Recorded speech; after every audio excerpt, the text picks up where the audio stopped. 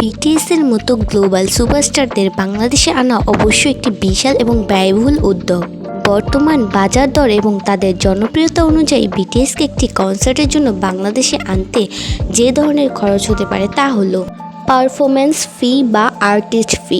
BTS বর্তমানে বিশ্বের অন্যতম দামি ব্র্যান্ড। একটি মাত্র কনসার্টের জন্য তারা সাধারণত 5 মিলিয়ন থেকে 10 মিলিয়ন ডলার পর্যন্ত ফি নিতে পারে, বাংলাদেশি টাকায় যা প্রায় 60 কোটি থেকে 120 কোটি টাকা বা তারও বেশি। যাতায়াত ও আবাসন, প্রাইভেট জেট, বিটিএস মেম্বাররা এবং তাদের বিশাল ট্রু মেম্বারদের প্রায় 100 থেকে 150 জন যাতায়াতের জন্য কয়েক কোটি টাকা খরচ হবে। তাদের জন্য ঢাকায় কোনো 5 স্টার হোটেলে পুরো একটি ফ্লোর বা বড় অংশ বুক করতে হবে, যা কয়েক দিনের জন্য কয়েক কোটি টাকা খরচ হবে।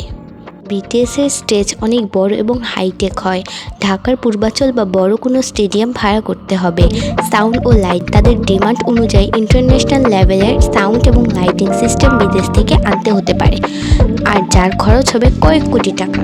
এরপর আসে তাদের নিরাপত্তার কথা। বিটিএসের নিরাপত্তার জন্য আন্তর্জাতিক এবং স্থানীয় সিকিউরিটি এজেন্সির কয়েক স্তরের নিরাপত্তা নিশ্চিত করতে হবে। এটিও একটি বড় খরচের খাত।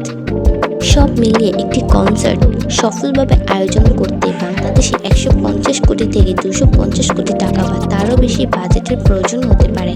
মূলত কোনো বড় স্পন্সর বা কোম্পানি ছাড়া এই ধরনের কনসার্ট আয়োজন করা প্রায় অসম্ভব। আর মিস, তোমরা কারা কারা চাও বিটিএস বাংলাদেশে আসুক? আর বিটিএস যদি বাংলাদেশে আসে তাহলে তাদের এই খরচ কি বাংলাদেশ বহন করতে পারবে? তোমাদের কি মনে হয়? অবশ্যই কমেন্টে জানিও।